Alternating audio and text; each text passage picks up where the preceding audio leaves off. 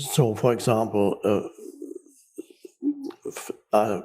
Saint Francis of Assisi, he was born as the son of a very fairly wealthy merchant in Italy, and he was so disgusted by his father's wealth and consumption, and that he there were very few spiritual teachers who rejected all material things so completely.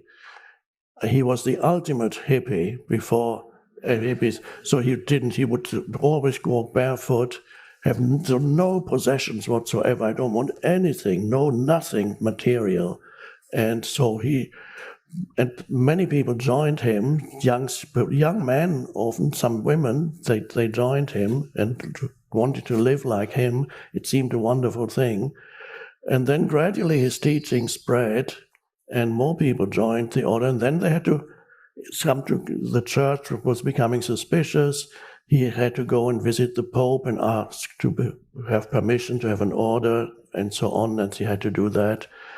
There's a wonderful scene in a movie, Brother, Sun, Sister, Moon, where St. Francis visits the Pope. It's a beautiful scene.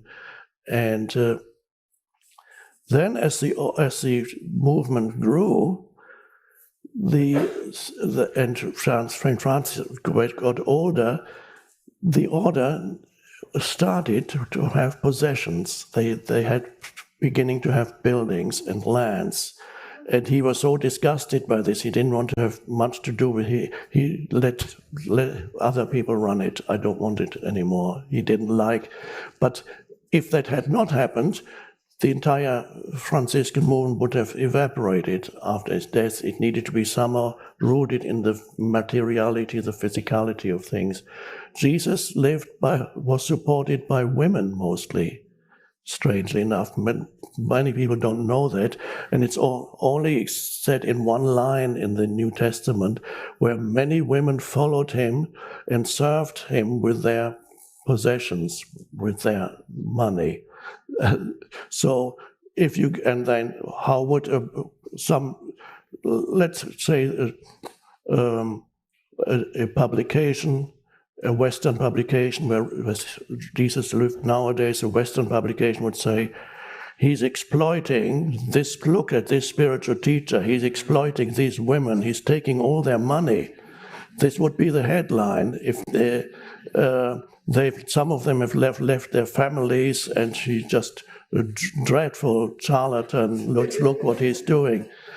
So there's no clear. Everybody has to decide for themselves what they feel comfortable with. If you are a spiritual teacher, what is it that you feel comfortable with? Do you charge? Do you say donation? Whatever you do, somehow you need some money, and if you go to a spiritual teaching, also you can see, do you feel comfortable with paying something or not? If you don't feel comfortable, go somewhere else where you don't pay. You can go to a Buddhist monastery, and for a while you don't pay. If you go there a few times, they're going to look at you and say, well, where's your donation? You need, it wouldn't make... There was a time when, after my shift in consciousness, when I explored, I had this need to explore all kinds of spiritual traditions. And I tried everything because I didn't understand what had happened to me. Eventually the understanding came through Buddhist teachings, and then I understood, oh, this is what it is about.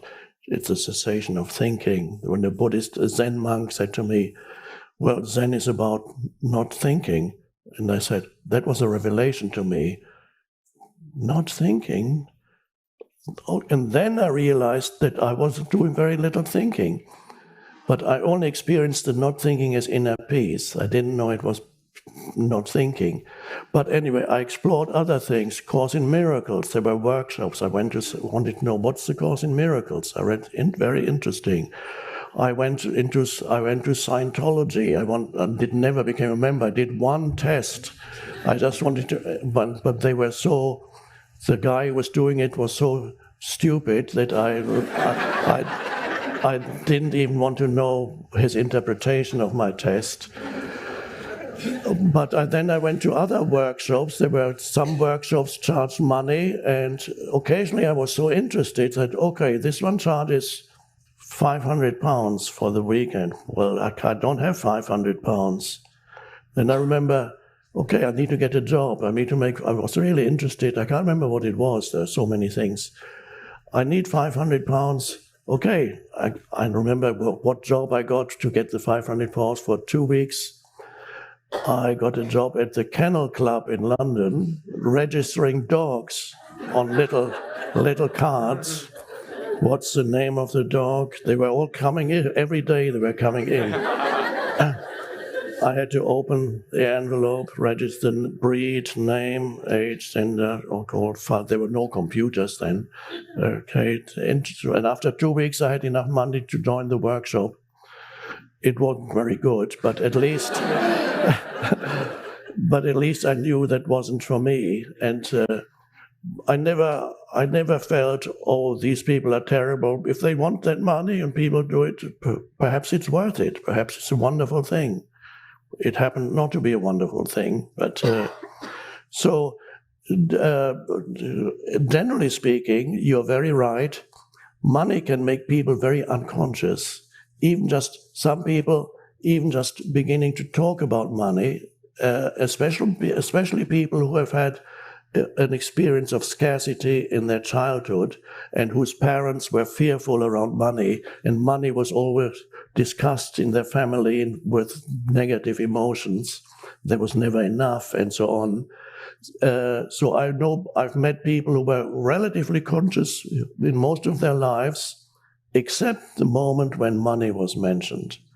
Then immediately it pulled them into unconscious reactivity, and not just necessarily huge amounts of money. It could just be, he charged me too much. It was $10 too much.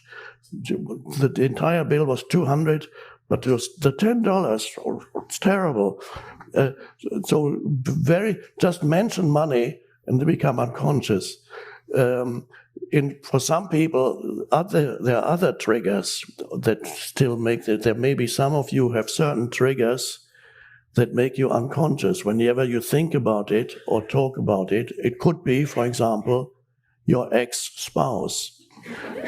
Whenever you think or talk about him or her, you go, oh, awful.